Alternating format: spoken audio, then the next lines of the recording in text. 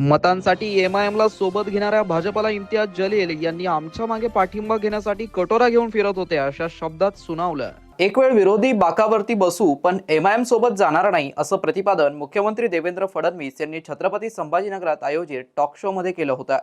त्यावरती हे आमच्या मागे आमच्या नगरसेवकांचा पाठिंबा घेण्यासाठी कटोरा घेऊन फिरत होते। भाजपा म्हणजे हाती के दात दिखाने के अलग असं त्यांचं म्हणणं आहे। अशा शब्दात एमआयएमचे प्रदेशाध्यक्ष इम्तियाज जलील यांनी माध्यमांशी बोलताना भाजपला सुनावलं आहे। पहिली गोष्ट तर अकोटमध्ये काय घडलंय हे सांगतो की अकोटमध्ये आमची आणि राष्ट्रवादीची युती होती। आमचा नगराध्यक्ष आला आणि तिथे खाली त्यांचे आणि आमचे नगरसेवक निवडून आले आणि राष्ट्रवादीने त्या युतीमध्ये काही एमआयएमचे नगरसेवकही जोडून घेतले, 4 नगरसेवक, आणि त्या युतीत त्यांना प्रवेश दिला। त्यामुळे टेक्निकली त्यांचा आमच्यासोबतही त्यांची युती झाली। ही खालच्या स्तरावरच झाली, पण आमची भूमिका स्पष्ट आहे। काहीही झालं तरी एमआयएम सारख्या पक्षाशी आम्ही युती करणार नाही। तात्काळ आम्ही ती युती तोडली, त्यांना अलायन्स मधनं बाहेर काढलं, आणि एवढंच नाही तर आमचे तिथले जे आमदार आहेत त्या आमदारांना तुम्हाला पक्षातनं निलंबित का करण्यात येऊ नये याची नोटीस आम्ही दिलेली आहे। कारण अशा प्रकारच्या गोष्टी स्थानिक स्तरावरही आम्ही सहन करणार नाही। एमआयएम सोबत युती करणं हे आमच्या कुठल्याच प्रिन्सिपलमध्ये बसू शकत नाही।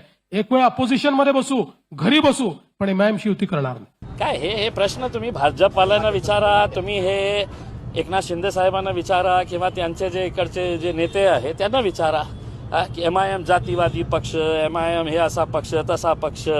मग निवडणूक झाल्यानंतर कशाला कटोरा घेऊन आमच्या लोकांच्या मागे लागत आहे तुम्ही की आम्हाला द्या, आम्हाला मदत करा, आम्हाला मदत करा करके? मला सांगण्यापेक्षा हे उत्तर मला त्यांच्याकडून ऐकायचे आहे की ते काय उत्तर देतात। एमआयएमच्या बाबतीत इलेक्शनच्या अगोदर खूप बोलतात, इलेक्शन संपल्यानंतर कटोरा घेऊन आमच्या मागे फिरतात। अकोटमध्ये तसंच केलं, परलीमध्ये तसंच केलं।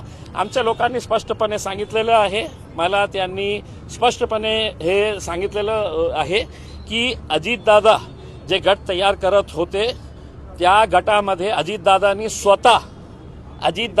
स्वतः आमच्या कॉर्पोरेटरला सांगितलं होतं की तुमच्या एरियामध्ये खूप विकास करण्याची आवश्यकता आहे आणि आम्ही तुम्हाला मदत करू। त्या अनुषंगाने आमचा जे कॉर्पोरेटर होता ते त्यांच्या सोबत गेला। आता त्याच्यानंतर त्यांना असं सांगण्यात आलेलं आहे की कारण अजितदादाचे 11 कॉर्पोरेटर्स आहे मला वाटतं, आणि बाकी दुसऱ्यांचे 2-2, 3-3 आहे। आमचा एकच कॉर्पोरेटर होता। मग त्यांनी स्वतःहून हे निर्णय घेतला होता, कारण आम्ही सगळे लोक या इलेक्शनमध्ये बिझी आहे। पण आज जेव्हा मी बातमी ऐकल्यानंतर मी त्यांच्याशी बोललो आणि त्यांनी मला स्पष्टपणे सांगितलं की अजितदादांनी आम्हाला बोलावून हे सांगितलं होतं की तुमच्या एरियामध्ये आपल्याला विकास करायचा असेल तर तुम्ही आम्हाला साथ द्या करके।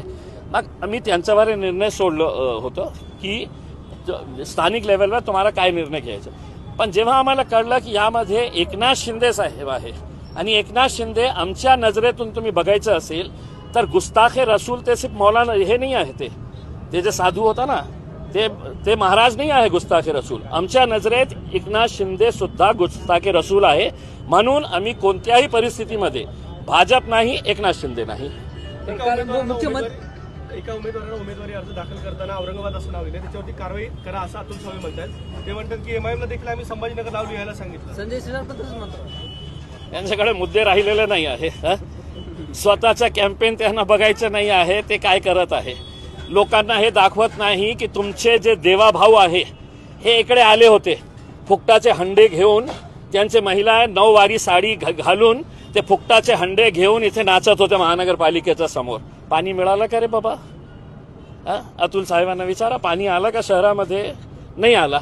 मग तुम्ही तुमच्या लोकांच्या बाबतीत बोला, आमचे फॉर्म कशाला बघून तुम्ही बसलेले आहे? आपल्या बाबतीत काहीतरी सांगा की आमची सरकार आहे महाराष्ट्रामध्ये, केंद्रामध्ये तुमचे मायबाप बसलेले आहे, नरेंद्र मोदी साहेब, यांनी काय केलेलं आहे त्याच्या बाबतीत बोला ना। आमच्या फॉर्ममध्ये आम्ही औरंगाबाद लिहिले। अरे इम्तियाज जलील पहिलेही सांगितलेलं आहे, आता पुन्हा ऐका। अतुल सावे तुला सांगतो, आवर्जून सांगतो की या शहर आमच्यासाठी औरंगाबाद होता आणि औरंगाबादच आहे। मित्रांनो, ही बातमी तुम्हाला कशी वाटली आमच्या कमेंट बॉक्समध्ये प्रतिक्रियेच्या स्वरूपात नोंदवायला विसरू नका।